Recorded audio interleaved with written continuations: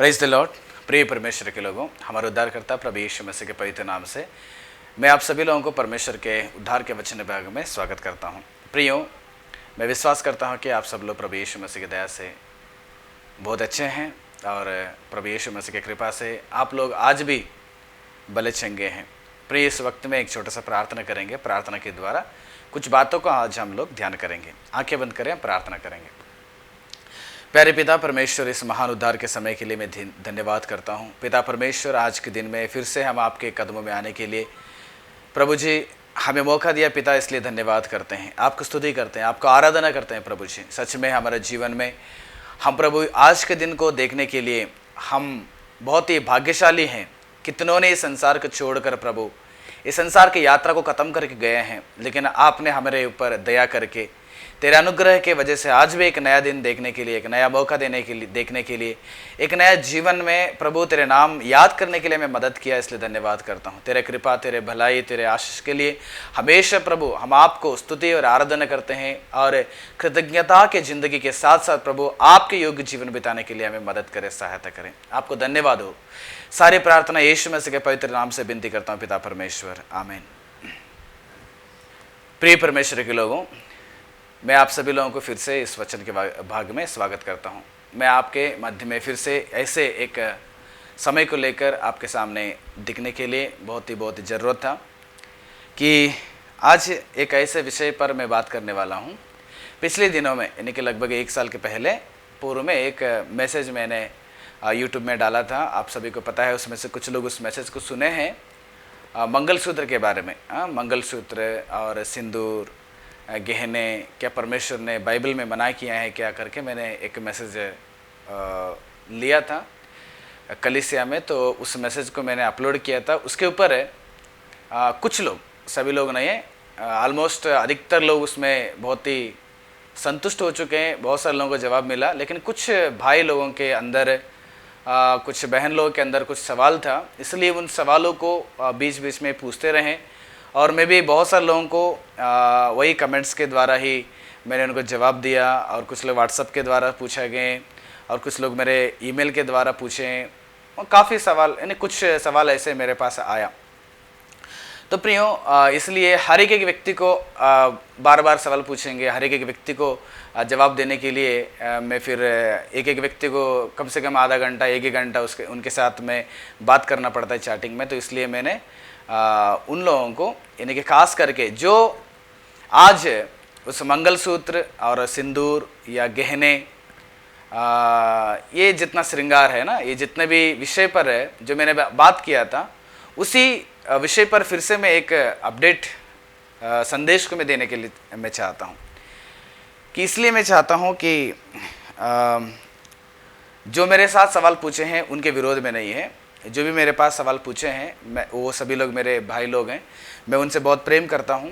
यहाँ पर कोई मेरा दुश्मन नहीं है, और मेरे से जो सवाल पूछने वाले कोई भी मेरे दुश्मन नहीं हो सकते हैं। तो इसलिए प्रियो, मैं कभी भी ऐसे नहीं सोचा हूं। जो भी मेरे आवाज़ को सुन रहे हैं, कुछ लोग मुंबई से कुछ लोग सवाल पूछें, कुछ लोग पंजाब से कुछ लोग सवाल पूछें, है ना, कुछ लोग बिहार से कुछ लोग सवाल पूछें, तो उन सभी मेरे आत्मीय बंधुओं को, आत्मीय सेवकों को, मेरे भाई के जैसे हैं, बहन लोगों के जैसे हैं, है ना, तो उन सभी लोगों को आज फिर से मैं एक विषय को मैं आपके सामने लाया हूं। तो इसलिए प्रियो, इस वीडियो को आप शुरू से लेकर अंतिम तक देखें। एक बहुत ही महत्वपूर्ण बात है मैं आपके सामने बताने वाला हूं। सच में शायद आप लोग बहुत बार सुन चुके होंगे, उन्हीं बातों को मैं आपके सामने रखने वाला हूं कि मैं जो भी बताता हूं कोई नया नहीं है। वो ऑलरेडी परमेश्वर के वचन के अंदर रहने वाले बातों को बताता हूँ, बिना मैं कहीं बाहर के लेकर मैं बताने के लिए मुझे पसंद नहीं होता है। तो इसलिए प्रियो, आज उसी मंगलसूत्र के बारे में बात करने वाला हूँ, ठीक है ना। मंगलसूत्र, सिंदूर और गहनों के विषय में बात करने वाला हूँ, ठीक है ना। तो इसलिए अगर कोई किसी को मेरे बात की वजह से अगर किसी को ठेस लगता है, तो फिर से मैं बार बार आप लोगों से मैं क्या करूँगा, हाथ जोड़ के मैं क्षमा मांगता हूँ। आप मेरे माफ़ करें। कोई भी प्रकार से डिनोमिनेशन के ऊपर हो, या कोई भी संस्था के ऊपर हो, या पूर्वजों के द्वारा आए हुए विश्वास के ऊपर आप ठीके ना रहें। परमेश्वर का वचन जो हमें बताता है उसी पर हम क्या करेंगे, जीवन बिताएंगे, चलेंगे। क्योंकि हमारा आत्मिक विषय है ना, आत्मिक विषय है, तो इसलिए इसमें हम लोग बहुत ही गंभीरता में सोचना और जीवन बिताना बहुत ही आवश्यकता है। प्रिय परमेश्वर के लोगों, यहाँ पे यानी कि मसीहत में, मसीही लोगों में से दो प्रकार के लोग हमें मिलते हैं। हमेशा आप याद रखें, दो प्रकार के लोग होते हैं मसीह में, है ना। एक वो लोग होते हैं जो पूर्वजों के द्वारा मसीह में आ चुके हैं। मान के चलिए मेरे दादा के परदादा उस समय से हम लोग मसीहत में आ चुके हैं, है ना। वे एक प्रकार के मसीही लोग हमारे समाज में मिलते हैं, है ना। दूसरी प्रकार के मसीही लोग कौन है? वो आज की पीढ़ी में प्रभु यीशु मसीह को ग्रहण करने वाले हैं। आज की पीढ़ी में हो सकता है कि पिछले महीने में प्रभु यीशु मसीह को ग्रहण किया होगा, या हो सकता है कि पिछले साल में प्रभु यीशु मसीह को ग्रहण किया होगा, या हो सकता है कि कल परसों प्रभु यीशु मसीह को ग्रहण किया होगा। तो अन्य लोगों में से अभी फिलहाल प्रभु यीशु मसीह को ग्रहण करने वाले लोग भी आज हमारे समाज में मसीही में हम देखते हैं ना। तो इसलिए हमेशा दो प्रकार का कैटेगरी होता है मसीह के जीवन में, मसीही लोगों में से। एक वो लोग होते हैं जो दादा पर दादा से वे मसीही परिवार में पैदा होकर आ जाते हैं, या मसीही परिवार के साथ वो लोग जीवन बिताते हैं। अब दूसरी लोग वो हैं जो आज प्रभु यीशु मसीह के अंदर मसीहत में आ जाते हैं, प्रभु यीशु मसीह के अंदर जुड़ने के लिए, प्रभु यीशु मसीह पर विश्वास करने के लिए अभी नया से लोग आते हैं। उन लोगों को हम बाइबल में कहते हैं कि अन्य लोग बोलते हैं ना, अन्य जाति के लोग, यानी कि प्रभु यीशु मसीह को जो लोग नहीं जानते हैं वो सभी अन्य लोग होते हैं, है ना। वचन पर जो नहीं चलते हैं, यीशु मसीह को नहीं जानते हैं, यीशु मसीह के सुसमाचार को नया से स्वीकार करते हैं, वो सभी लोग क्या है? अभी अन्य लोग हैं। संपूर्ण रीति से जब यीशु मसीह के अंदर आ जाते हैं वही सही मसीही होता है ना। मसीही के पथ पे, यानी कि मसीहा के पथ पे जीवन बिताने वाले ही सही मसीही होते हैं। तो ऐसे दो प्रकार के लोगों में से मैंने जो उस मैसेज में बात किया था उस मैसेज में मैंने ये प्रचार किया, एक अन्य जाति का एक व्यक्ति, आप उस मैसेज को सुनिएगा। अगर आप चाहते हैं तो मैं इस वीडियो को डिस्क्रिप्शन में डालता हूं, आप जरूर देखिएगा। उस मैसेज में मैंने यही बताया हूं, एक अन्य व्यक्ति, है ना। उस मैसेज का मेरा एक मोटिवेशन ये था कि जब एक अन्य व्यक्ति प्रभु यीशु मसीह में आ जाते हैं, है ना, एक स्त्री आ जाती है, तो मुझे दो काम हमेशा करना चाहिए, है ना। उनको कभी भी उनके रीति रिवाज पर मैं कभी भी जबरदस्ती नहीं करना चाहिए, है ना। मंगलसूत्र हटा दीजिए, सिंदूर हटा दीजिए।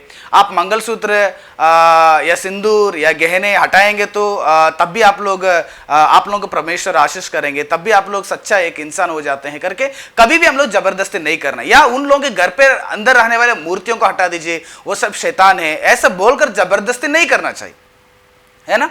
और दूसरा बात यह है कि कलीसिया में जो एक व्यक्ति, नया से एक बहन अगर कलीसिया में आ जाती है, मान के चलना एक 99 लोग मसीह के लोग हैं, प्रभु यीशु मसीह ग्रहण कर चुके हैं। अगर नया से प्रभु यीशु मसीह के अंदर एक औरत आ जाती है ना, उस औरत या एक परिवार आ जाता है, उस परिवार में एक बहन जो है नया से मंगलसूत्र पहन के आती है, सिंदूर पहन के आ जाती है, तो मुझे कोई अधिकार नहीं बनता है कि आप उस सबको हटा के कलीसिया में आ जाओ, है ना। उस मैसेज को देखिएगा, कई सारे गवाहियों को मैंने बताया हूं। उस मैसेज को आप लोग फिर से देखिएगा, बहुत सारे मैंने कुछ एविडेंस के साथ, यानी कि कई सारे घटना गवाहियों को मैंने बताया हूं।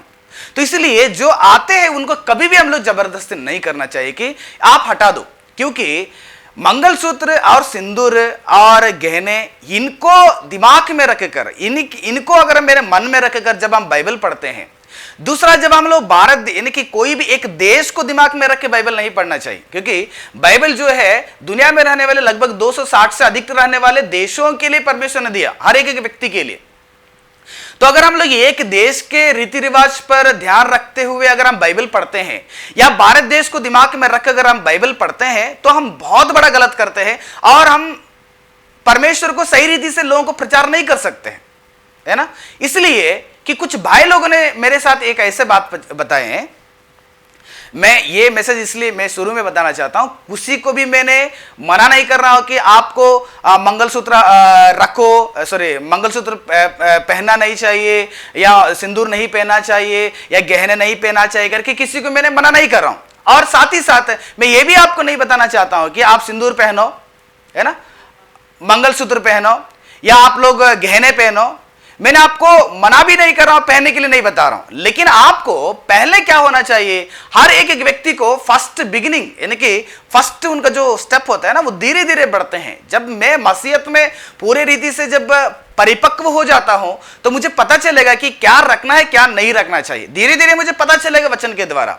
तो शुरू से ही इन सारे चीजों के लिए अगर मैं रूल्स डाल दूंगा कलीसिया में तो सुसमाचार के लिए रुकावट हो जाता है, सुसमाचार के लिए बहुत सारे अपोजिशंस आ जाते हैं, सुसमाचार के लिए बहुत सारे समस्या हमारे मध्य में आ जाता है। इसलिए प्रियो, ऐसे प्रकार के समस्याएं आज हमारे कलीसिया में है ना, आज हमारे देश में है। ऐसी समस्याएं उस समय में भी था, जो आदि कलीसिया में भी।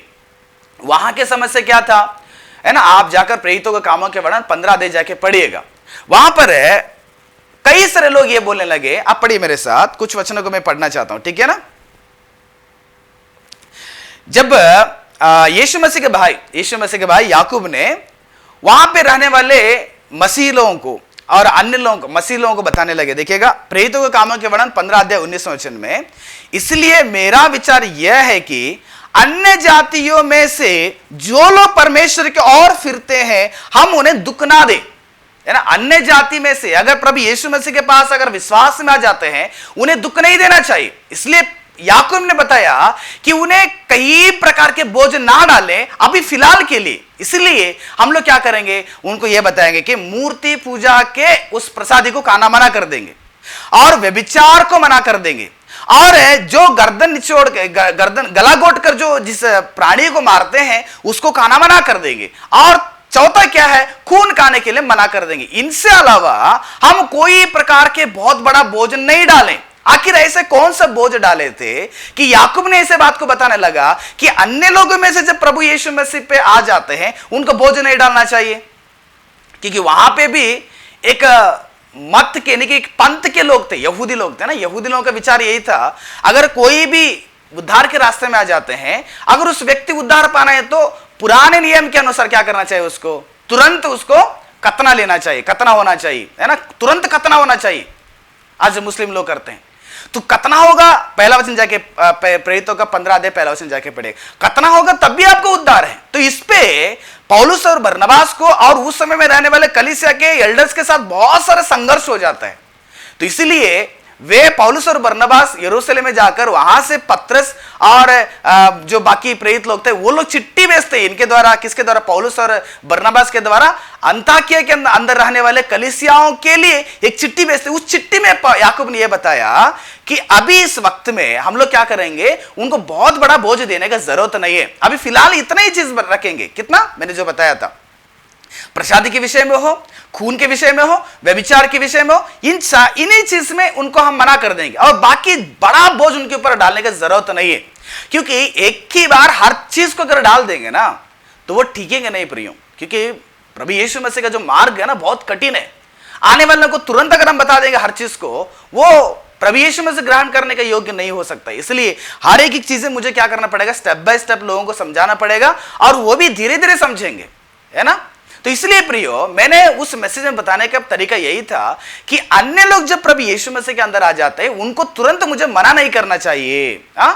और ये सारे रूल्स जो है ना बाइबल पे नहीं लिखा है कि आप तुरंत इसको सिंदूर मना कर देना, मंगलसूत्र मना कर देना, गहने मना कर देना, ये सारे चीज बाइबल पे नहीं लिखा गया।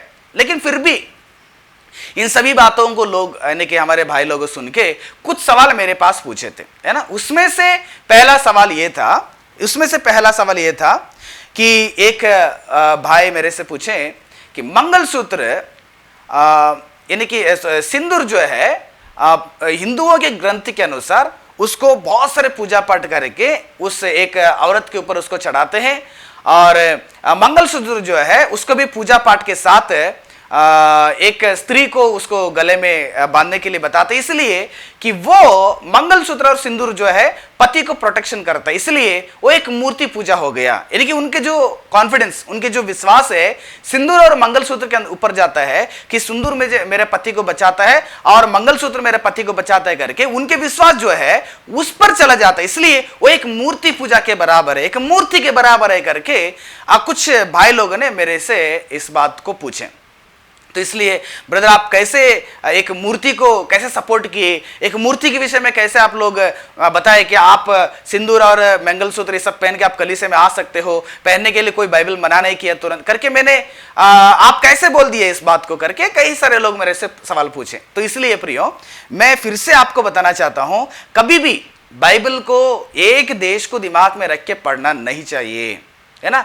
एक देश को दिमाग में रख के पढ़ेंगे तो समझ में नहीं आएगा और आपको बहुत ही यहां पर दिक्कत रहेगा। इसलिए सारा चीज को, सारे देशों को लेकर मुझे क्या करना पड़ेगा, बाइबल को पढ़ना आवश्यकता है। इसलिए अगर मंगलसूत्र और सिंदूर हिंदुओं के ग्रंथ के अनुसार अगर वो हमारे या आपके विश्वास में अगर वो मूर्ति है या उसको पहनेंगे या उसको पालन करेंगे, अगर वो मूर्ति पूजा है, तो मैं आपको बताना चाहता हूं कि मूर्ति पूजा और भी क्या क्या होता है, ठीक है ना। मूर्ति पूजा और क्या क्या होता है, पढ़िए मेरे साथ। अगर उस इरादे से अगर आप लोग जीवन बिताएंगे, क्या हो सकता है, पढ़िए मेरे साथ। कुलिस्सियों का 3 अध्याय 5वें वचन में बाइबल क्या बताया है कि पौलुस ने वहां के कलीसिया, कुलिस्सियों के अंदर रहने वाले कलीसिया को बताया, इसलिए अपने उन अंगों को मार डालो जो पृथ्वी पर है, अर्थात व्यभिचार, अशुद्धता, दुष्कामना, बुरी लालसा और लोभ को इसको अंडरलाइन करें, और लोभ को जो मूर्ति पूजा के बराबर है। लोभ मतलब ग्रीडीनेस बोलते हैं, ग्रीडी मतलब पैसे के लोभ। इसलिए कि काफी सारा हर एक व्यक्ति के अंदर आने वाले सबसे बड़ी समस्या यही है कि पैसे के लोभ। क्योंकि अगर पैसा रहेगा ना, तब भी एक मैं अच्छा फोन कर सकता हूं, तभी मैं अच्छा गाड़ी कर सकता हूं, तभी एक लैंड कर सकता हूं, तभी मैं हर जगह में जा सकता हूं, तभी मेरे एक एंजॉय लाइफ रहेगा, तभी मैं जो मेरा पसंदीदा काम है उसको कर सकता हूं, जहां पर मैं खर्चा कर सकता हूं। इसलिए मनुष्यों का बिगिनिंग कहां पर है, पैसा में। इसलिए याकूब ने भी बताया कि पैसा सब पापों का वो क्या है, मूल है। सब पाप उधर ही से तैयार हो जाता है। तो इसलिए लोभ जो है वो पैसा के लोभ हर एक व्यक्ति के अंदर होता है। इसलिए यहां पर पौलुस बताया कि लोभ जो मूर्ति पूजा के बराबर है। अगर आप लोभ से जिंदगी बिताते हैं, पैसा को ज्यादा प्रेम करते हैं, वो भी एक लोभ का वो भी एक मूर्ति पूजा के बराबर है, ठीक है। अगर आप कहेंगे नहीं ब्रदर, मेरे पास कोई प्रकार का लोभ नहीं है, मैं पैसा को ज्यादा प्रेम नहीं करता हूं और पैसा का मुझे कोई भी प्रकार का लोभ नहीं है, मैं ठीक हूं, उस जगह में ठीक हूं। अगर आप में से कुछ कहेंगे, कुछ पास्टर लोगों या कोई विश्वासी लोगों, कोई व्यक्ति अगर आप कहेंगे, मैं एक और वचन आपको पढ़ाना चाहता हूं, आप देखिएगा मेरे साथ। रोमियो का 1 अध्याय 22 से लेकर 23 वचन में यहां पर पौलुस ने रोम में रहने वाले यहूदी मसीह लोगों को क्या कहा। 22 वचन, वे अपने आप को बुद्धिमान जताकर मूर्ख बन गए हैं। यानी कि आज भी संसार में हम लोग बहुत बड़ा बुद्धिमान के जैसे जीवन बिता रहे हैं ना। हम दिखाना चाहते हैं कि मैं कितना बुद्धिमान हूं, हम लोगों के सामने एक्टिंग करना चाहते हैं कि मैं कितना बुद्धिशाली एक व्यक्ति हूं, है ना। लेकिन पौलुस बताते हैं कि अपने आप को बुद्धिमान जताकर, लेकिन वो क्या हो गए हैं, मूर्ख हो गए हैं। कैसे, देखिएगा 23 वचन में, और अविनाशी परमेश्वर की महिमा को मनुष्य, ध्यान से देखिएगा, यहीं से मेरा आज एक ऐसे विषय को बताने वाला हूं, मनुष्य और पक्षियों और चौपायों और रेंगने वाले जंतुओं की मूर्ति की समानता में बदल डाला है।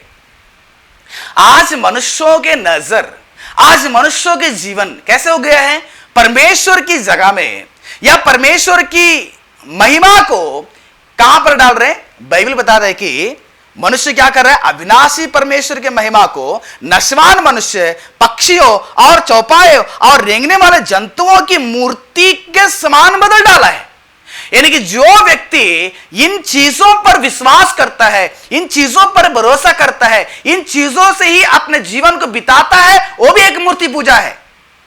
आप परमेश्वर के घृणा कर रहे हैं, परमेश्वर को अपमान कर रहे हैं। इस वचन को अगर मैं भारत देश के हिसाब से अगर इसको पढ़ के मैं अगर ऐसे बैठ जाऊंगा, मैं तो मेरे घर पे फोटो हटा दिया हूं, मैंने मेरे मंगलसूत्र हटा दिया, वो भी मूर्ति का एक बराबर है, और मैं सिंदूर भी हटा दिया, वो भी एक मूर्ति के बराबर है। अगर मैं मेरे परिवार में रहने वाले छोटे छोटे मूर्तियों को मैं फेंक दिया हूं, वो भी एक मूर्ति के बराबर है। अब मूर्ति मेरे अगल बगल में कोई कुछ नहीं है। अगर आप लोग ऐसे सोचते हैं, मैं आपको बताना चाहता हूं, आज रोज आप लोग मूर्ति के बिना जिंदगी नहीं बिताते हैं, मूर्ति के बिना आप जीवन नहीं बिता रहे।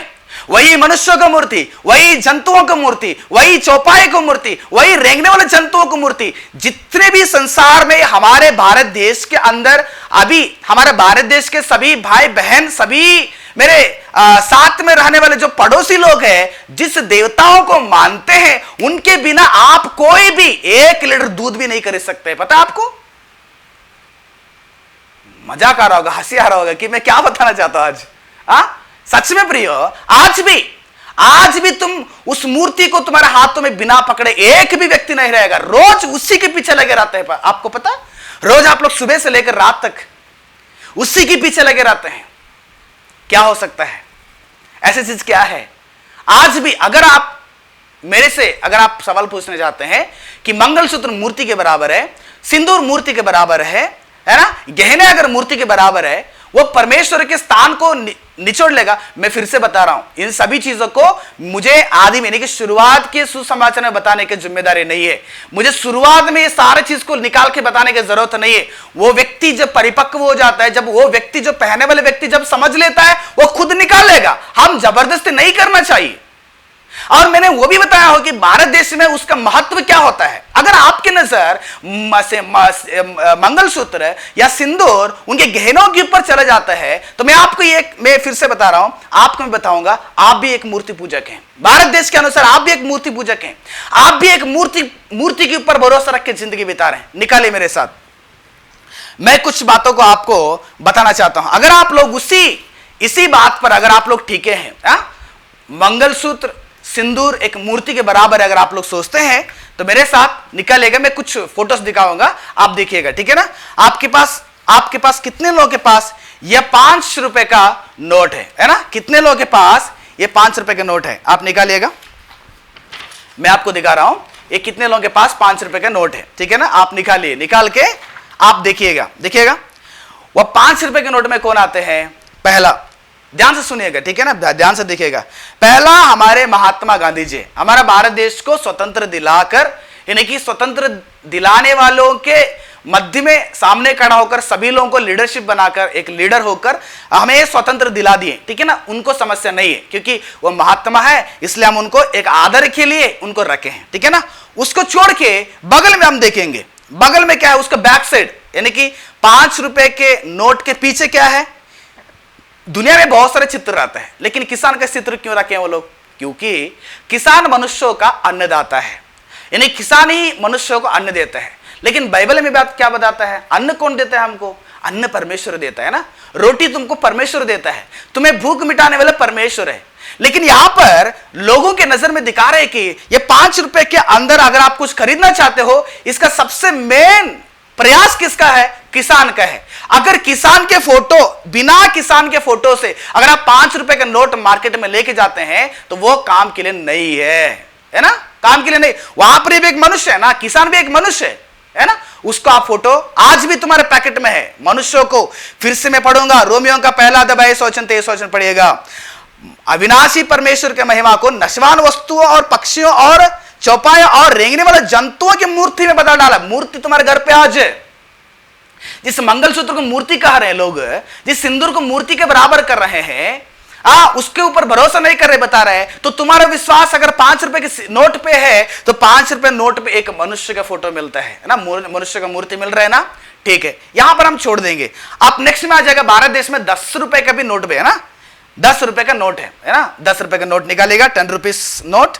वहां पर क्या है, आपको फ्रंट में तो गांधी जी मिलते हैं, हमारे महात्मा गांधी जी। उनको छोड़ देंगे हम लोग, क्योंकि हमारे महात्मा गांधी जी हर नोट में आ जाते हैं। उनको हम सम्मान करते हैं, हम उनको आदर करते हैं, क्योंकि हमारे भारत देश के हर एक प्रजा के लिए लड़ाई करके अपने प्राण को कुर्बान करके स्वतंत्र दे दिए। उनको हम छोड़ देंगे। उनको छोड़कर बैक साइड में आ जाएगा 10 रुपए के पीछे का बैक साइड। देखिएगा क्या है वहां पर, बैक साइड दिख रहा है ना। वहां पर पहला आपको क्या मिलेगा? हाथी मिलता है ना, हाथी मिलता है। और नेक्स्ट क्या है देखिएगा, उसके बगल में क्या है? रिनोसरस, यानी कि धरियाली घोड़ा बोलते हिंदी में।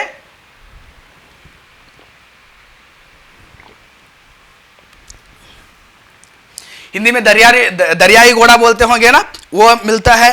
और नेक्स्ट क्या है? टाइगर, टाइगर और जंतु, ये तीनों क्या है? जंतु है। रोमियो का पहला अध्याय उसका 22 और 23 वचन पढ़िएगा, क्या लिखा है? परमेश्वर के महिमा को नश्वान मनुष्य और पक्षियों और चौपाए और रेंगने वाले जंतुओं, है ना, जंतुओं के मूर्तियां 10 रुपए के नोट में आपको मिल रहा है। यानी कि ये 3 जानवर जो है ना, हमारे भारत देश के अनुसार एक समृद्धि को सूचित करता, समृद्धि है ना। एक हाथी हो, एक रिनासरस हो, एक टाइगर हो, ठीक है ना। यहां पर भी आपको मूर्ति मिलता है।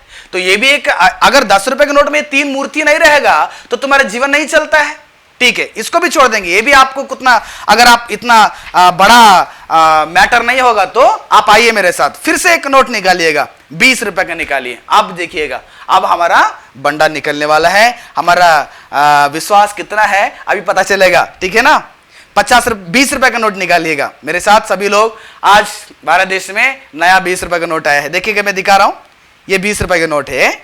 इस नोट के फ्रंट पेज में फिर से हमारे महात्मा गांधी जी मिलते हैं, उनको हम छोड़ देंगे और बैक साइड में आ जाएगा, उस 20 रुपए के नोट के बैक साइड में आ जाएगा। वहां पर आपको क्या मिलता है, हाँ वहां पर आपको मिलता है कि कैलासा टेम्पल, है ना, कैलासा टेम्पल, येल्लोरा केव्स बोलते हैं उसको, येल्लोरा केव्स।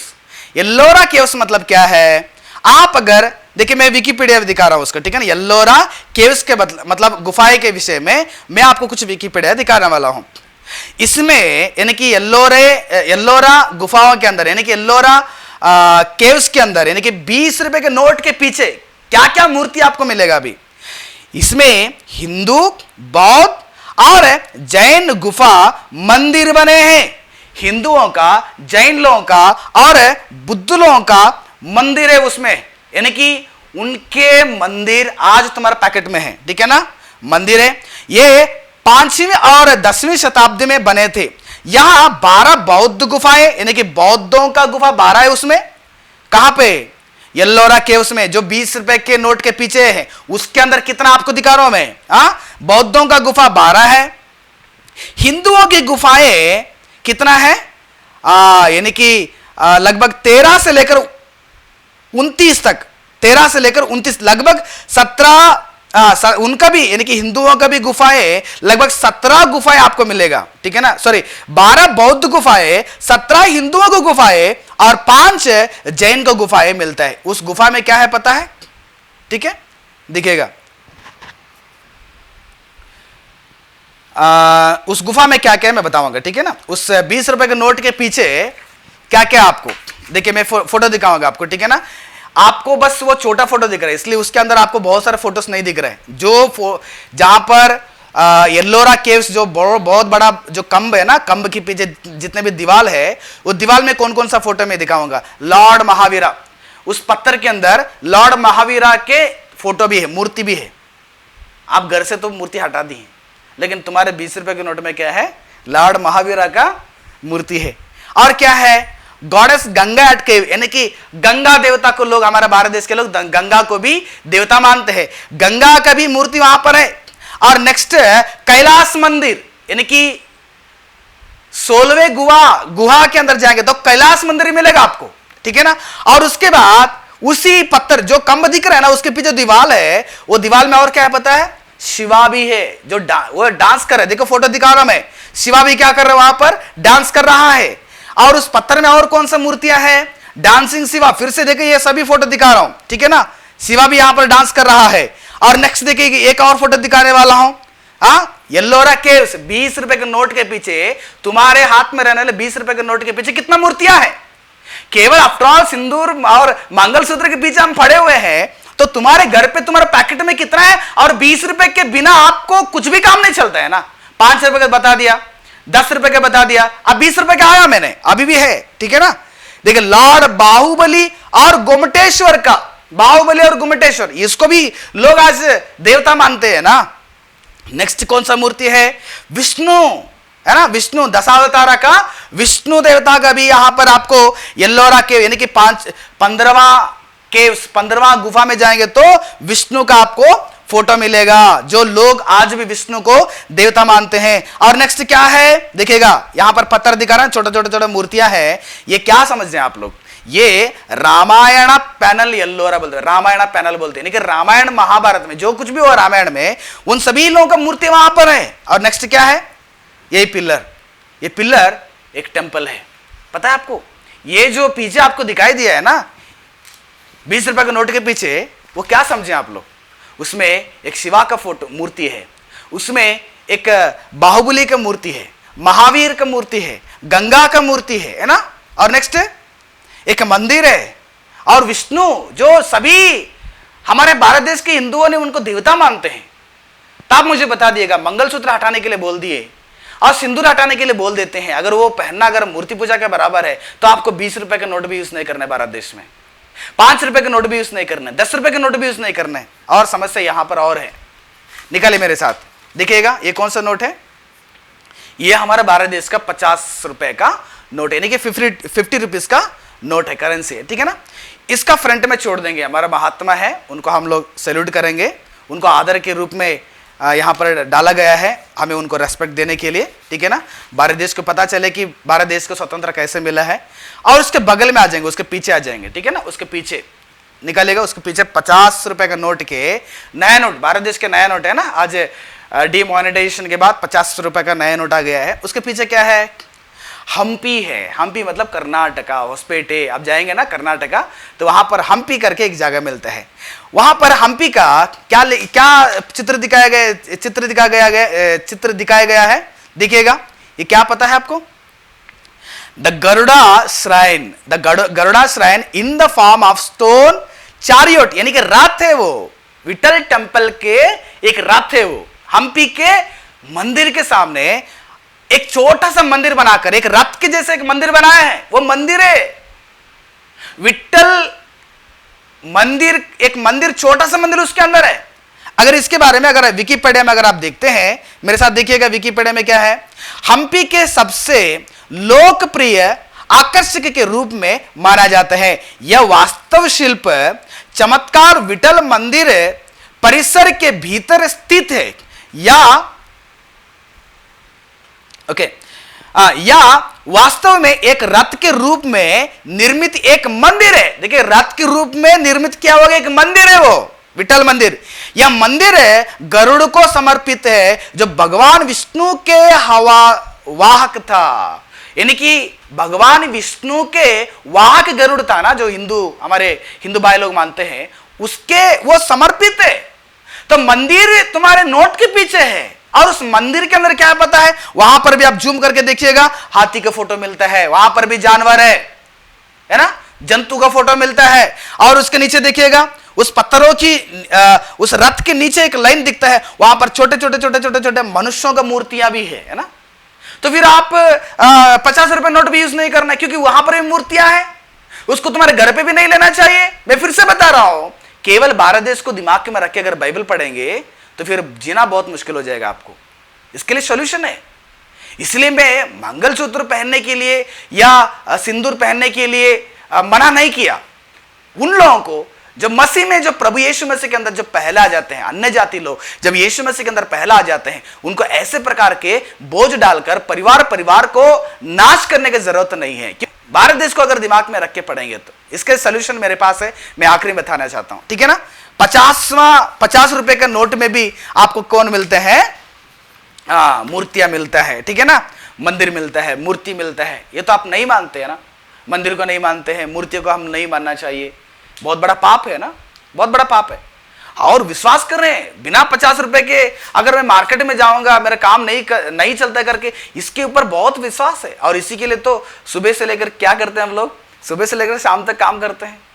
अगर मालिक डांटे के भी डांटना ना पड़े, किसके लिए, यही 50 रुपए के लिए। तो मतलब तुम्हारा दिमाग में क्या है, ये 50 रुपए मुझे आज कमाना है, ये कमाना है, ये कमाएंगे तब भी मेरा काम बनता है करके तुम्हारा विश्वास इसी पे हो ना। तो तुम लोग का विश्वास यही इसी पे है ना, भारत देश का सभी लोग इसी पे भरोसा रखना जरूरी होता है। अगर मसीह के लोग अगर सिंदूर मंगलसूत्र को दिमाग में रख के अगर आप लोग वो मूर्ति के बराबर है अगर मानेंगे तो बहुत बड़ा गलत होता है। आप आखिरी तक सुनिएगा और कुछ इंटरेस्ट बात बताना चाहता हूं। अब नेक्स्ट निकालिएगा, आपके पास आपके यहाँ अगर आपके पास डीमोनेटाइजेशन के बाद अगर आप लोगों को नया 100 रुपए का नोट मिला है, 100 रुपए का नोट निकालिएगा, ठीक है ना। 100 रुपए का नोट, देखिए ये है 100 रुपए का नोट। ये 100 रुपए के नोट में आपको फ्रंट में फिर से हमारे महात्मा गांधी मिलते हैं, फिर से बैक साइड आ जाएंगे, ठीक है ना, बैक साइड आ जाएंगे। बैक साइड आने के बाद आपको कौन मिलते हैं वहां पर, रानी की वाव मिलता है। रानी की वाव कभी आप पढ़े हैं रानी के वाव के बारे में, और वाव, रानी के वाव क्या होता है, उसके अंदर क्या है और वह क्यों है, आपको पता है। आप रानी वाव के विकिपीडिया अगर आप एक बार निकाल के पढ़ेंगे, वहां पर क्या लिखा है पता है, देखिए मैं पढ़ूंगा, विकिपीडिया को आप निकाल कर पढ़िएगा। रानी वाव के कंबे सोलंकी वंश और उनकी वास्तुकला के चमत्कार के समय में ले जाता है, ठीक है ना। आपको वहां पर लेकर जाता है, उसको पीछे रखने के क्या जरूरी है, क्या रीजन है? क्योंकि आप सभी लोगों को उस पर विश्वास होना जरूर, उससे बिना आपके जीवन नहीं करके वो लोग दिखाने के लिए वो सारा फोटोस रखे हैं, है ना, ठीक है। जो कुछ भी हो जाए, वाव की दीवारों और स्तंभे पर अधिकांश, देखिए वाव के दीवार और कंबे, ये जो वाव है ना जो दिख रहा है ना आपको, देखिए ये वाव है, ये वाव के कंबे और दीवार के अधिकांश यानी कि अधिकतर क्या है, 99% क्या है वहां पर, नक्काशी हिंदी में क्या है मुझे पता नहीं है, शायद पता नहीं मुझे उसके बारे में, मैं गलत इंटरप्रिटेशन देना नहीं चाहता हूं। नक्काशियां, और कौन है वहां पर, राम का फोटोस है, राम का मूर्तियां है। राम कौन है, देखिएगा राम यही है, यही है राम, दिख रहा है ना आपको। राम भगवान विष्णु के 7वें अवतार है, भगवान विष्णु के 7वें अवतार है, और इन्हें श्री राम और श्री रामचंद्र के नामों से भी जाना जाता है। इनके भी फोटो उस रानी वाव के अंदर है। प्रियो, राम की फोटो तुम्हारे घर पे है, राम की मूर्ति तुम्हारे घर पे है, तो फिर कल से 100 रुपए का नोट यूज ना करना। नेक्स्ट पढ़िएगा, राम के फोटो है, और वामन का भी फोटो है। वामन कौन है, आपको पता, वामन का फोटो है।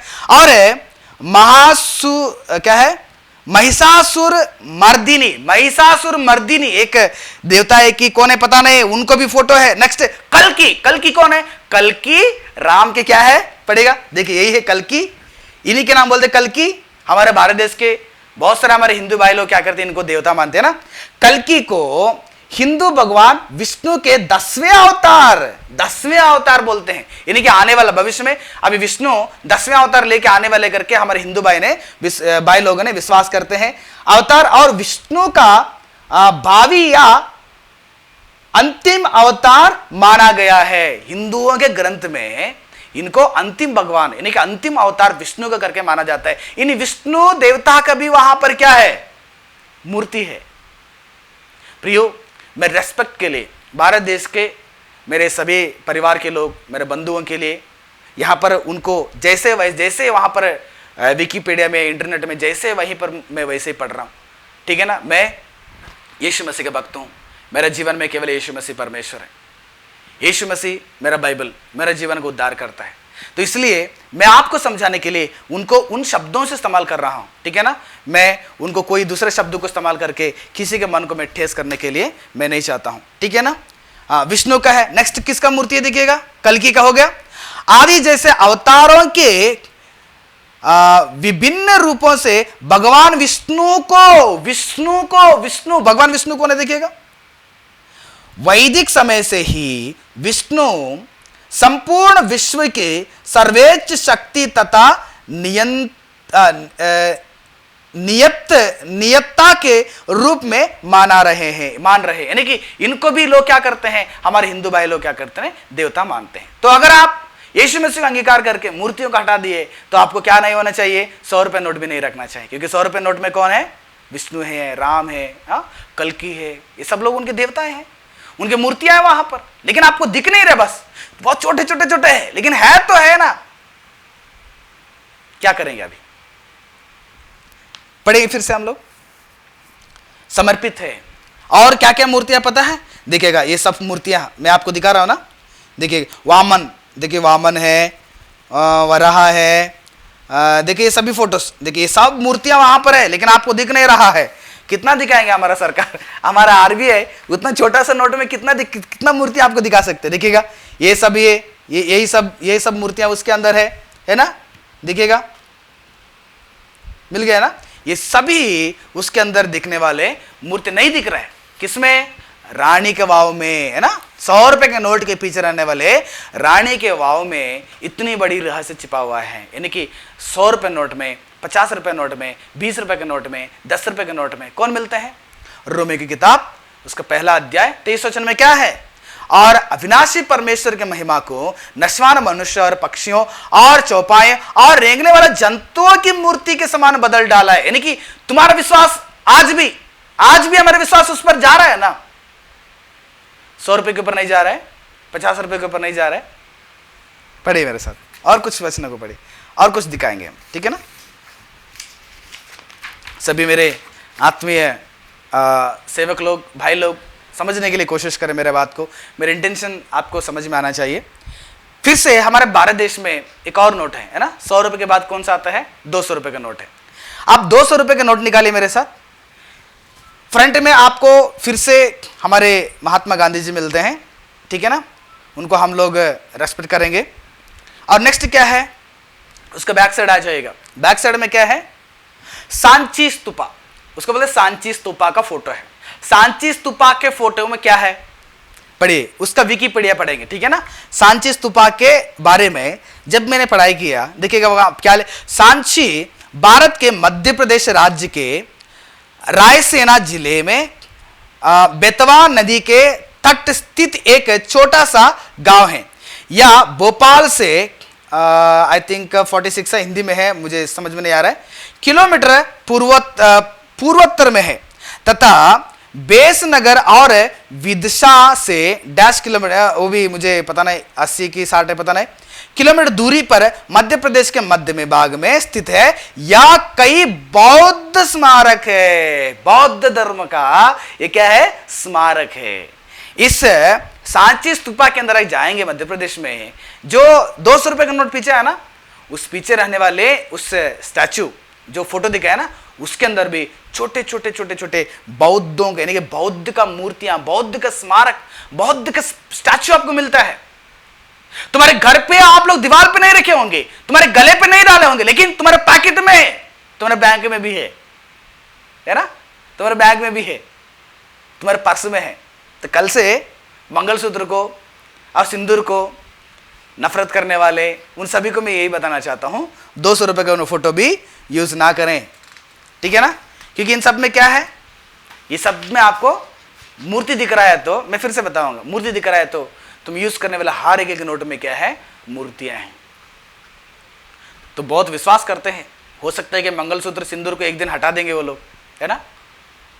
है ना? आपके कलीसिया के लोग, हम जहां पर सुसमाचार करते हैं, एक दिन हटा देंगे। लेकिन जब तक तुम नहीं मरेंगे ना, तब तक तुम्हारे साथ रहने वाली इन सारे मूर्तियों को क्या करेंगे आप लोग? देखिएगा कुछ और, मैं एक वीडियो देखिए, एक वीडियो देखिएगा। यहां पर कुछ कॉइन्स है मेरे पास, ठीक है ना? कुछ कॉइन्स है, इस कॉइन्स को देखिएगा। देखिए इंडियन का 5 रुपीज़ कॉइन है। इसका बैक साइड देखें, देखिए क्या नाम है? श्री महात्मा वैष्णो देवी साइन बोर्ड। भारत देश में बहुत बड़ा देवता मानते हैं, ठीक है ना? देखिए एक और कॉइन दिखाऊंगा मैं, इंडियन का 5 रुपीज़ कॉइन है। इसका बैक साइड देखें हम लोग, ठीक है? जगत गुरु श्री नारायण गुरुदेव, लोग इनको भी एक देवता के रूप में मानते हैं। और नेक्स्ट एक कॉइन देखेंगे, देखिए इंडियन का 5 रुपीज़ कॉइन है, इंडियन रुपीज़। इसका एक साइड हो गया, दूसरा साइड देखें हम, दूसरा पहलू में क्या है दिखेगा। यहाँ पर भी एक इंसान का फोटो दिख रहा है, महात्मा बसवण्णनवर, महात्मा बसवण्णनवर, यानी कि इंडिया में इनको भी कर्नाटक में सबसे बड़ा एक देवता के रूप में मानते हैं, ठीक है ना? नेक्स्ट देखिएगा, इंडियन का 2 रुपीज़ कॉइन है। इस 2 रुपीज़ कॉइन का बैक साइड देखें, क्या दिख रहा है? शिवाजी छत्रपति, है ना? शिवाजी छत्रपति। महाराष्ट्र में जाएंगे तो इनको भी देवता के रूप में मानने वाले बहुत लोग मिलते हैं हमारे भारत देश में। नेक्स्ट एक कॉइन देखिएगा, इंडियन 1 रुपीज़। इसका बैक साइड देखें, देखिए क्या लिखा है? सेंट डीएन यनेश्वर, डाइनेश्वर है आई थिंक, सेंट डाइनेश्वर। इनको भी लोग क्या करते हैं? बहुत बड़ा गुरु के जैसे मानते हैं, इंडिया में है वो लोग। एक और कॉइन दिखाऊंगा मैं आपको, 5 रुपीज़, इंडियन 5 रुपीज़ देखिएगा, ठीक है? इसके बैक साइड में क्या है देखिएगा, तमिलनाडु में एक देवता के रूप में मानते हैं। इनके नाम है तिरुवल्लवुर, है ना? सेंट तिरुवल्लवार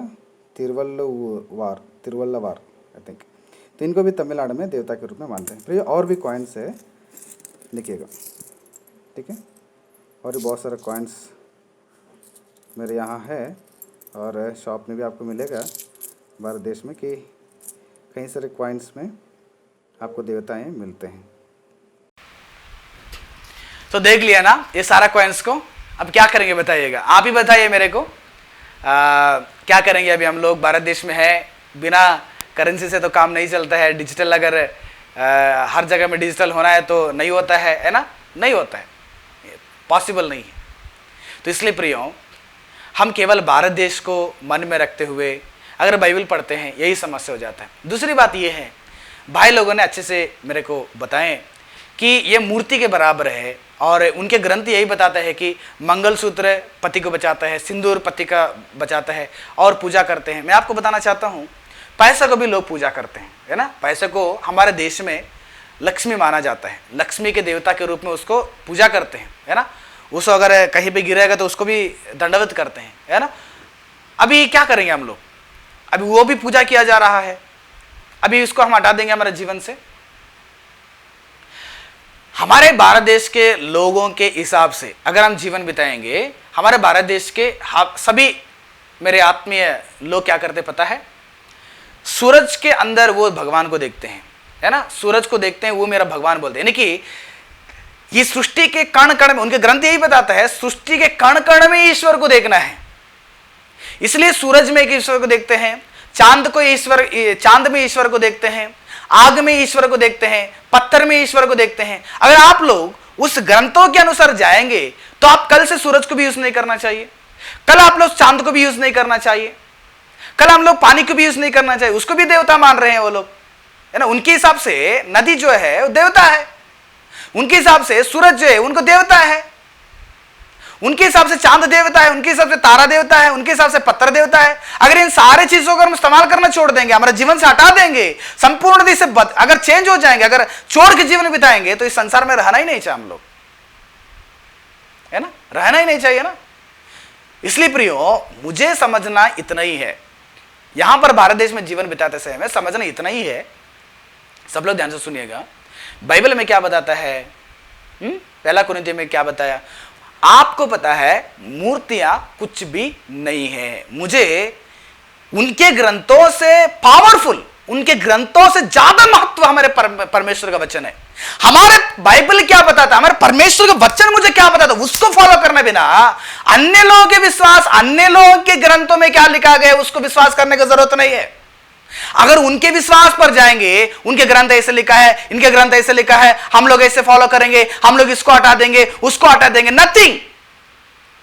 याकूब ने क्या बताया, पतरस ने क्या बताया, देखिएगा, प्रेरितों के कामों के वर्णन, उसका 15 अध्याय 6वां वचन, यही समस्या, यानी खतना के बारे में जब समस्या आ गया, पतरस ने कहा, तब प्रेरित और प्राचीन इन बात के विषय में विचार करने के लिए इकट्ठे हुए। तब पतरस ने बहुत वाद विवाद के बाद खड़े होकर उनसे कहा, ए भाइयों, तुम जानते हो कि बहुत दिन हुए कि परमेश्वर ने तुम में से मुझे चुन लिया कि मेरे मुंह से अन्य जाति सुसमाचार का वचन सुनकर विश्वास करें, सुसमाचार का वचन को सुनकर विश्वास करें वो लोग। नेक्स्ट क्या है? और मन के जांचने वाले परमेश्वर ने, मन को जांचने, फर्स्ट परमेश्वर को मन चाहिए। इसलिए यूहन्ना ने बताया कि मन फिराओ, मन फिराओ, मन फिराओ। पुराने वचन, पुराने नियम के अंदर रहने वाले वचनों को कोट करके अगर हम लोग इसको फॉलो करेंगे हमारे भारत देश में, तो बहुत बड़ी समस्या हो जाता है। नया नियम में सुसमाचार किस रीति से स्टार्ट हो गया? नया नियम में शुरू से ही लोगों के ऊपर बोझ थोपने के लिए नहीं चाहते परमेश्वर के लोग। प्रेरितों ने बोझ नहीं थोपे। पतरस ने क्या कहा? मन को जांचने वाला परमेश्वर ने उनको भी हमारे नहीं पवित्र आत्मा देकर उनको भी गवाही दिया, हमारे जैसे प्रेरितों के जैसे उनको भी गवाही दिया। कहां पर? जब ये लोग सुसमाचार को निकल पड़े थे तो वहां पर ये लोग रीति रिवाज के बारे में बात नहीं की, तुरंत वो कर दो, ये कर दो, उसको हटा दो, इसको हटा दो, मुंह चढ़ा दो, ये सारा चीज झंझट नहीं ली। केवल उनके जीवन में पहला यीशु मसीह का विश्वास करो, यीशु मसीह पर विश्वास करो। धीरे धीरे जब परमेश्वर के बारे में जानने लगे, अपने अपने मंत्र तंत्र करने वाले किताबों को जला के डाल दिए, है ना, किताबों को जाला कर डाल दिए, मूर्तियों को फेंक दिए, पर भरोसा नहीं किए। उनको पता चला कि सच्चाई क्या है। सच्चाई पहला सुसमाचार बताएं, उसके बाद मंगलसूत्र, सिंदूर, गहने, उसको कितना महत्व देना है, तब उन लोगों को पता चल जाता है। इसलिए मैंने उस मैसेज में यही बताया कि जब भी मनुष्यों ने तुरंत सिंदूर मंगलसूत्र के ऊपर डिपेंड ना हो जाए, उसके ऊपर बात ना करें, उसको अगर आप लोग टारगेट रखकर प्रचार करेंगे, कल होकर लोग ऐसे सवाल पूछेंगे मेरे पास, अगर सिंदूर, अगर मंगलसूत्र मूर्ति होगा तो तुम इस्तेमाल करने वाले नोट के पीछे भी मूर्तियां हैं, अगर आप उसको यूज नहीं करना चाहिए। आप कलीसिया में बेंट नहीं उठाना चाहिए कल से, क्योंकि कलीसिया के पवित्र मंदिर में पवित्र उस बेंट के अंदर कौन सा नोट गिर रहा है? एक राम के फोटो गिर रहा है, एक विष्णु के फोटो गिर रहा है ना, एक मूर्तियां गिर रहा है, एक गणेश जी के एक मूर्ति गिर रहा है, एक पार्वती का मूर्ति गिर रहा है, गंगा का मूर्ति गिर रहा है, महावीर का, बौद्ध का मूर्ति गिर रहा है उसके अंदर। क्या करेंगे अभी आप लोग? इसलिए प्रियो, बाइबल को पढ़ते समय में थोड़ा सा हम लोग क्या करना है, सोच समझ कर पढ़ना चाहिए। कितने मैंने एविडेंस के साथ मैंने आपके पास बता दिया हूं। मूर्ति केवल मंगलसूत्र सिंदूर के अंदर नहीं है ना, मूर्ति हम इस्तेमाल करने वाले हर एक एक चीजों में है। लेकिन मुझे और आपको क्या करना पड़ेगा इस समय में, पढ़िए मेरे साथ, मुझे और आपको क्या करना पड़ेगा करके, इसके लिए एक ही सोल्यूशन है। हाँ, पढ़िएगा, पहला कुरिन्थियों का 8वां अध्याय 4वां वचन में क्या लिखा गया है? सो मूर्तों के सामने बलि की हुई वस्तुओं के खाने के विषय में हम जानते हैं कि मूर्त जगत में कोई वस्तु नहीं है। मूर्ति कुछ भी नहीं है, नथिंग, कुछ भी नहीं है। परमेश्वर ने सृष्टि किया है, सूरज को परमेश्वर ने सृष्टि किया है, चांद को परमेश्वर ने सृष्टि किया है, पत्थर को परमेश्वर ने सृष्टि किया है। अगर उसको लेकर ये लोग विश्वास करेंगे, इसको लेकर अगर वो पूजेंगे, उनकी वजह से हम लोग छोड़ देंगे क्या? नहीं ना। इसलिए हर एक चीज को मुझे समझना और समझकर जीना बहुत आवश्यक है। इसलिए वह मूर्ति जो है ना, बाइबल के अनुसार, बाइबल के विश्वास के अनुसार, मसीह के अंदर मूर्तियां कुछ भी नहीं है ना। मेरे 200, 10 रुपया, 50 रुपया, इसके पीछे रहने वाली मूर्ति कुछ भी नहीं है। आप केयर नहीं करना, क्योंकि हमारे अंदर जब यीशु मसीह के अंदर आ जाते हैं, हमारा नजर भविष्य में कैसे होगा पता है? पैसे को, मंगलसूत्र को, सिंदूर को, गहनों को, कपड़े को, धन को, दौलत को, गाड़ी, बंगला, मोबाइल, सबको मैंने क्या करूंगा, घृणा करके परमेश्वर के पैरों पर उसको एक धूल के समान सोचना शुरू कर देंगे हम लोग। हम अगर उतना परिपक्व होना चाहिए तो मुझे और आपको क्या करना पड़ेगा? एक व्यक्ति को आत्मगृति से बढ़ाना पड़ेगा।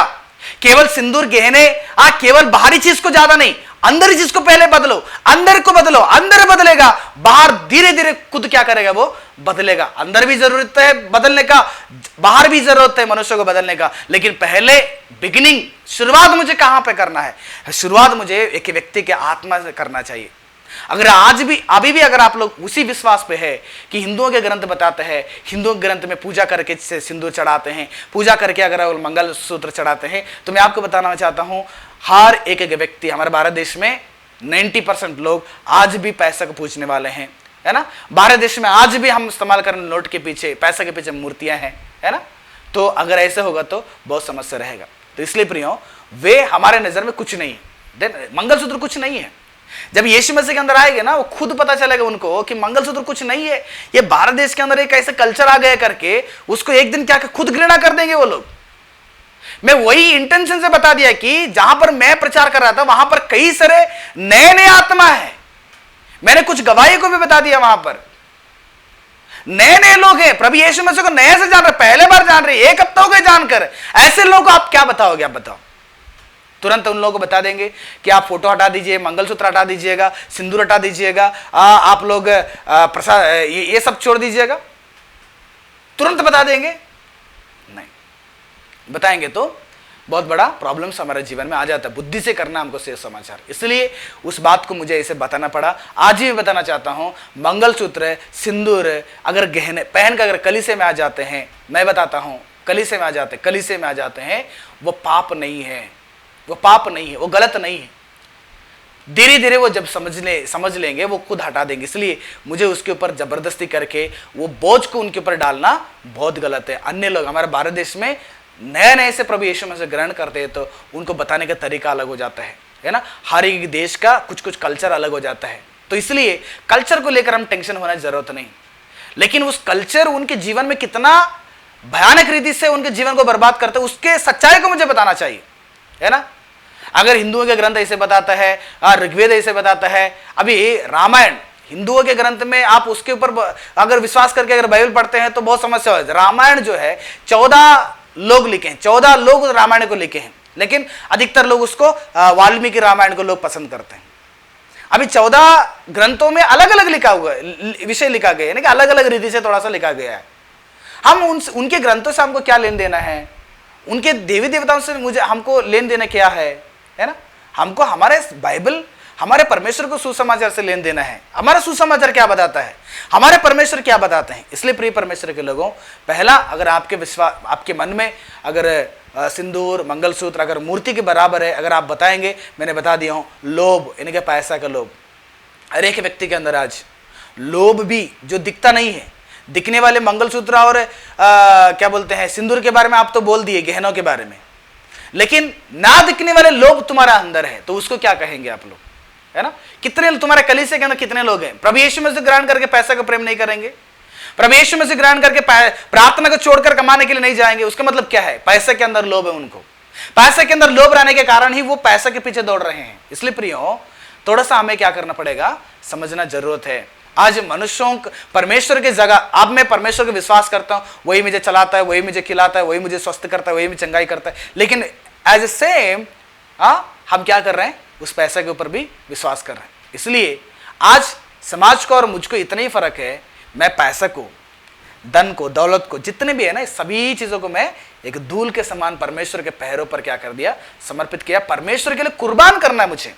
मैं फिर से बता रहा हूं, आप अगर केवल तुम्हारे संपत्ति को बढ़ाना, उसी को डेवलपमेंट करने के लिए सोच रहे हैं, इसका मतलब यह कि आप मूर्ति पूजा कर रहे हैं। मूर्ति पूजा लोभ है आपको, तो इसलिए आपको क्या करना पड़ेगा, उन सभी अनदेखी मूर्ति पूजा को तुम हृदय में उसको परमेश्वर के वचन के द्वारा नाश करके परमेश्वर के सामने डाल दो। कुछ नहीं है वो, कुछ मंगलसूत्र कुछ नहीं, सिंदूर कुछ नहीं है, उसके ऊपर क्यों इतना लड़ाई झगड़ा हमारा, है ना, कुछ नहीं है वो।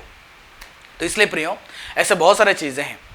तो ये हो गया। और दूसरा, हमारे कुछ भाई लोगों ने पूछे एक बहुत बड़ा सिल्ली से सवाल है, हंसी लगता है कभी कभी मुझे, कि ऐसा सवाल पूछे थे, ब्रदर अगर परमेश्वर ने अगर सच में अगर क्या बोलते इसको, रिंग्स अगर डालना है, नथनी डालना है, ये वगैरह वगैरह डालना है, तो परमेश्वर पहले ही छेद करके अगर सृष्टि कर सकते थे ना मनुष्यों को करके, कुछ भाई लोगों ने और कुछ सेवक लोगों ने पूछा।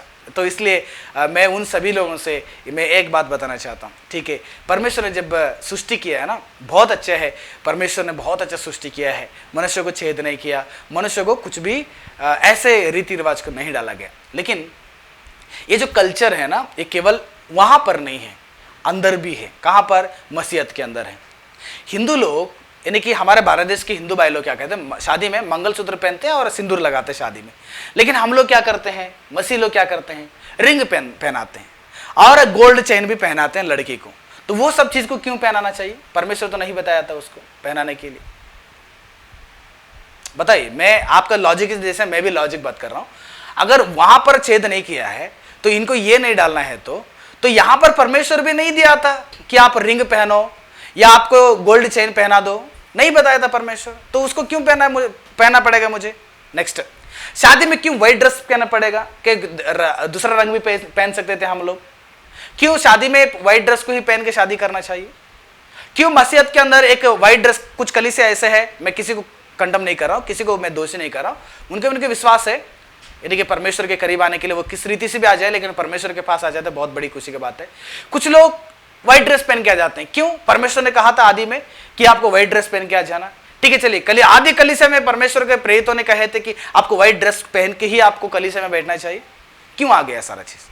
अगर आप मानते हैं व्हाइट ड्रेस पहनेंगे तो पवित्र लोग हैं, मान के चलना एक व्यभिचार करने वाला व्यक्ति अगर व्हाइट ड्रेस पहन के कलीसिया में आ जाता है, क्या आप उसको पवित्र कहेंगे। दिखने में मुझे बाहरी चीज के ऊपर ध्यान नहीं लगना चाहिए। बाहरी चीज में तो बहुत सारी चीजें हैं, है ना। मैं ऐसे बाल जड़ता हूं, कुछ लोग ऐसे जड़ते हैं, कुछ लोग ऐसे जड़ते हैं, है ना। मैं ऐसे कपड़ा पहनता हूं, ऐसे मैं मैक यूज करता हूं, ऐसे वॉच पहनता हूं। मेरा बाहरी चीज को लेकर तुमको क्या समस्या है। तो मैं उन लोगों को यही बताना चाहता हूं, परमेश्वर ने ना रिंग दिए थे, ना गोल्ड चेन दिए थे, ना व्हाइट ड्रेस भी आपको पहन के कलीसिया में बैठो, व्हाइट ड्रेस पहन के शादी करो करके नहीं बताए थे। ये सारा चीज हमारा अंदर क्यों आ गया, है ना। वहां पर वो कल्चर है तो हमारा भी ये कल्चर हो गया ना। तो कल्चर, रीति रिवाज सबको गलत ही हो, बाइबल के अनुसार रीति रिवाज गलत ही है। हम कोई भी रीति रिवाज से नहीं चलना चाहिए, वचन के अनुसार चलना चाहिए। अब कुछ और बात है कि परमेश्वर ने जब मनुष्य को सृष्टि किया था, पहनने के लिए बेल्ट नहीं दिए थे तो बेल्ट क्यों पहनना चाहिए, पहनने के लिए जूता नहीं दिए थे तो जूता क्यों नहीं पहनना चाहिए, है ना। लॉजिक की बात है ना। तो शू पहनने के लिए नहीं दिए थे ना, तो शू भी नहीं पहनना चाहिए।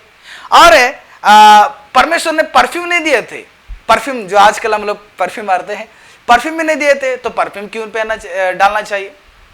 बच्चा के जैसे हम लोग सवाल पूछेंगे तो बच्चे के जैसे ही जवाब मिलेगा ना, है नहीं। हम लोग कहां पर है, हम लोग समाज को यानी कि दुनिया को न्याय करने वाले अभी भी छोटे छोटे बातों में फंस गए हैं, तो कैसे हो जाएगा बताओ। लॉजिक की बात को छोड़ दें, वचन के बात पर आ जाएं, वचन के अनुसार जीवन बिताएं। वचन हमें क्या बताना चाहते हैं ना। ब्लेजर भी परमेश्वर ने मना नहीं दिए थे, है ना। ब्लेजर ये जो पहने हैं, वेस्ट कोट हो गया और कोट पहनते हैं, परमेश्वर नहीं दिए थे, तो फिर आजकल क्यों पहन रहे। वो टेक्नोलॉजी है, जैसे हम दुनिया बढ़ते रहेंगे ये सब टेक्नोलॉजी हम यूज़ करना है तो यूज़ करते रहेंगे, लेकिन यही मेरे लिए महत्व नहीं रहना है। मैं इसको पहन के ही करूँगा, इसको पहन के ही जाऊँगा, यही मेरा लाइफ है। व्हाइट साड़ी पहन के शादी होगा तो शादी है, नहीं तो शादी नहीं होगा। रिंग पहनाएंगे तो शादी है, नहीं तो शादी नहीं होगा। आप गोल्ड चेन पहनाएंगे तो शादी है, नहीं तो शादी नहीं होगा करके हम लोग वहाँ पर ऐसे एक विश्वास रखना बहुत ही पाप है और गलत है। अगर मैं वहां पर मना कर रहा हूं तो यहां पर भी तुम्हारे जीवन में भी क्या होना चाहिए, मना होना जरूरत है ना। तो इसलिए प्रिय परमेश्वर के लोगों, आप समझें। अभी हाल ही फिलहाल मैंने एक मोबाइल के बारे में बात किया हूं। मोबाइल भी मनुष्य के मध्य में एक सबसे बड़ा मूर्ति है। पता है, आज दुनिया बिगड़ने के सबसे बड़ा एक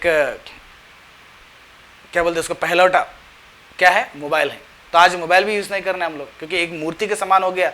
कितने लोग उसको मिसयूज़ कर रहे हैं, लेकिन हम क्या कर रहे हैं, मसीह के लोग, खास करके सेवक लोग, इसको हम हमारा कंट्रोल में रखें, है ना। इसमें क्या सुनना चाहिए, क्या देखना चाहिए, कितना फ़ोन करना चाहिए, कितना इसमें टाइम स्पेंड करना चाहिए, हम सबका कंट्रोल में है ना। ये मेरा नौकर है। वैसे जितने भी संसार में, भारत देश में मेरे सामने आ जाते हैं, उसको परमेश्वर से बड़ा नहीं है और कुछ नहीं है। उसको मेरे कंट्रोल में रखें, उसको कंट्रोल में रख के वो मेरे जीवन को बचाते करके विश्वास ना करें और उसी के ऊपर ज़्यादा हम लोग बात करना छोड़ दें और सच्चाई परमेश्वर के वचन को क्या करेंगे, जीवन बिताएंगे। प्रिय परमेश्वर के लोगों, मैं आखिरी में एक बात बताना चाहता हूँ।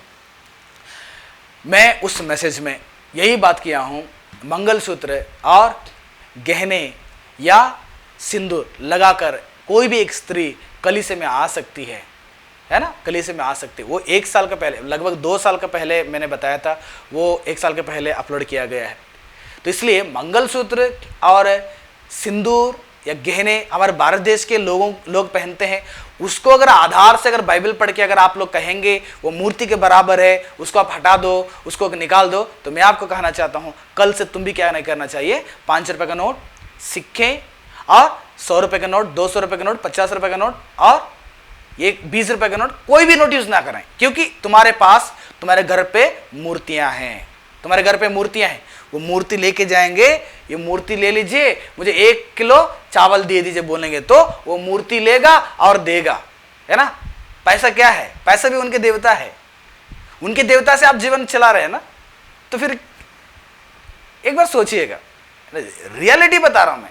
रोमी का पहला अध्याय मैंने जो वचन के साथ मैंने बताया हूं। इसलिए प्रिय परमेश्वर के लोगों, मैं समझता हूं आप सभी को मेरा जवाब मिला है। अगर नहीं भी मिला है तो मेरे को माफ़ करें। तो इसके बाद मैं इस मंगलसूत्र और सिंदूर के बारे में मैं बात करना नहीं चाहता हूं, क्योंकि एक ही बात में किचकिचा करते अगर बैठ जाएंगे मसीह के लोग, नहीं होता। क्योंकि हमें समझना बहुत सारी चीज़ें हैं, है ना, बहुत सारी चीज़ें, बाइबल में इतना चीज़ें हैं।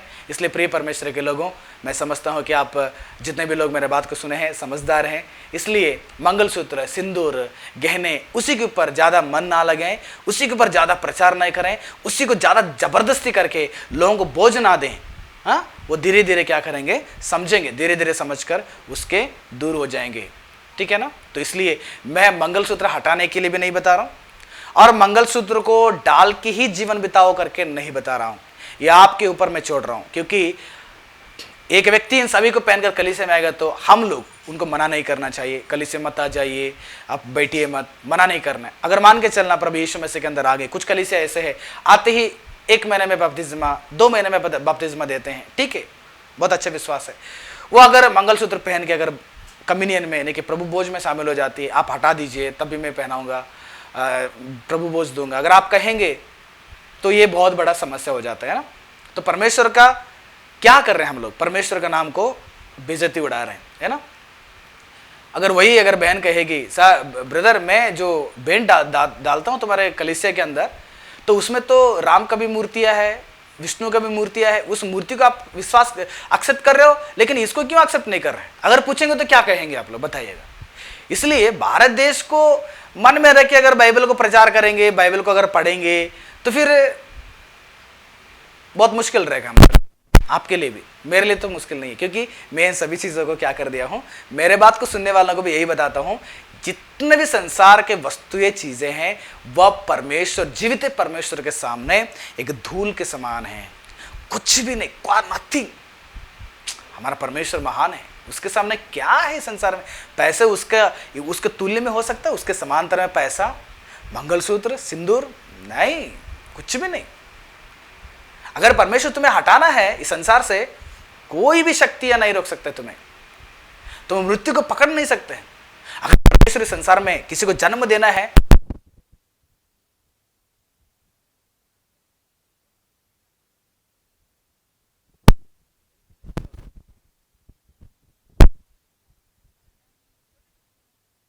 आप और हम क्यों फंस जाएंगे, है ना। क्यों फंसना है, क्यों हम लोग टेंशन होकर जीवन बिताएंगे, अयो मंगलसूत्र है, सिंदूर है, अयो गहने हैं, अयो मूर्तियां है, ऐसे कहेंगे तो फिर बहुत मुश्किल रहेगा प्रियो। इसलिए अगर मेरे बात से अगर किसी को डर लगा हुआ है, मुझे माफ करें, सच है, फैक्ट है, मैं फैक्ट आपके सामने रखा हूं।